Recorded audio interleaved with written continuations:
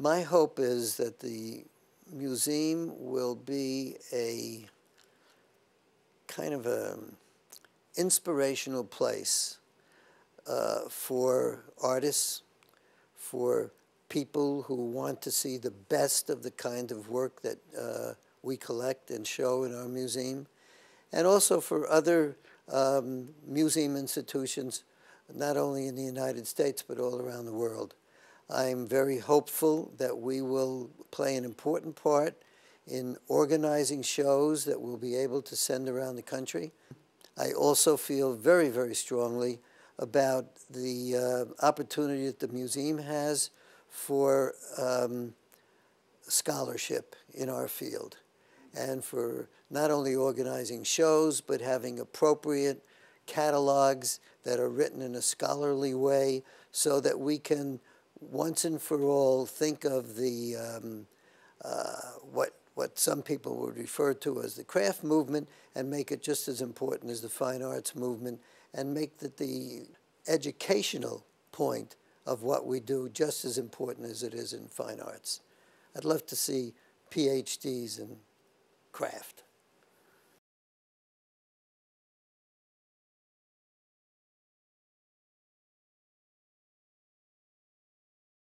One of the things about Nadia is she's endlessly curious. She's always looking for new products and new ways to use products. So what I find is she's just a fountain of new ideas, and we stay very close to her to see what the latest trends are, what the latest thoughts about how to use the product. When they came out with crystal mesh, that was an amazing product and still is. And we found a way to use it. I knew when I met her product group and saw that, I immediately called Nadia and said, what do you think about using this material on a Broadway show?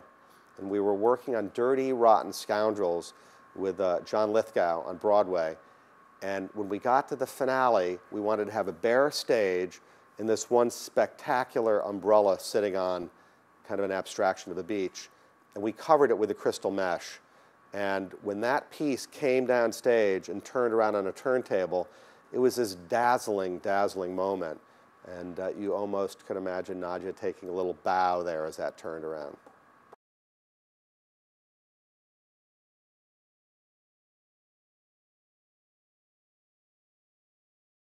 In my previous industry, in my previous experience in the manufacturing and distribution world, there was always a challenge to get manufacturing and to get sales working together. The old adage is that manufacturing feels a product isn't sold until it's made well, and sales feels that a product isn't sold until it's sold by the salesman. And so there was some animosity always, maybe underlying, made it a little difficult to work together. When I came to Sealed Air, the environment was completely different. It was the first time I'd ever attended a sales meeting where the manufacturing decision makers attended the sales meeting as well, and virtually shared thoughts, conversations, understood each other's process, and it was a true team environment. It really impressed me, and that's still true today. And that helps me because I can call manufacturing for support, and believe it or not, there are cases where people in a sales environment call for support, and instead they get challenged that the product is made fine, wasn't sold properly.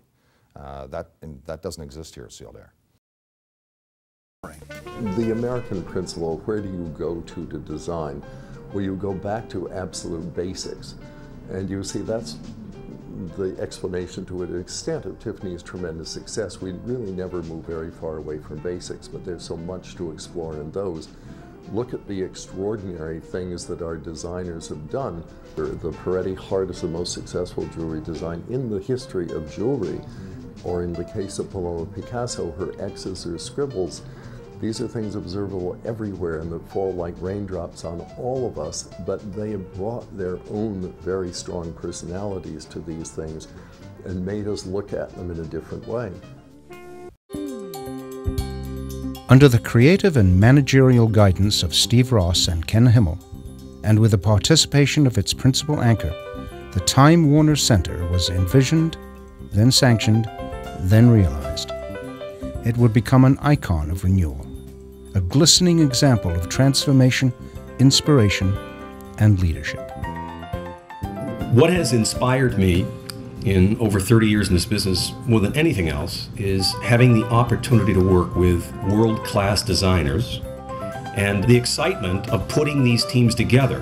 They all know that there's a level of excitement about working on our projects because we're going to be cutting new ground. And we never create something as a prototype, so everything we do is new. And in doing something new, in doing something unusual, and challenging the envelope, and being out there in a cutting-edge way, everyone gets a chance to really execute something that's not only of very, very high quality, but you know you're actually changing the way people are going to live their lives. My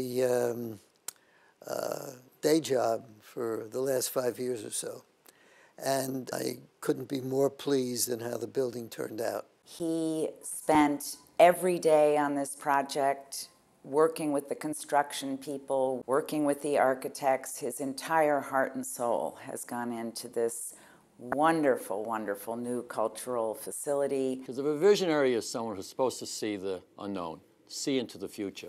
I think Jerry has done that in at least 3 different areas.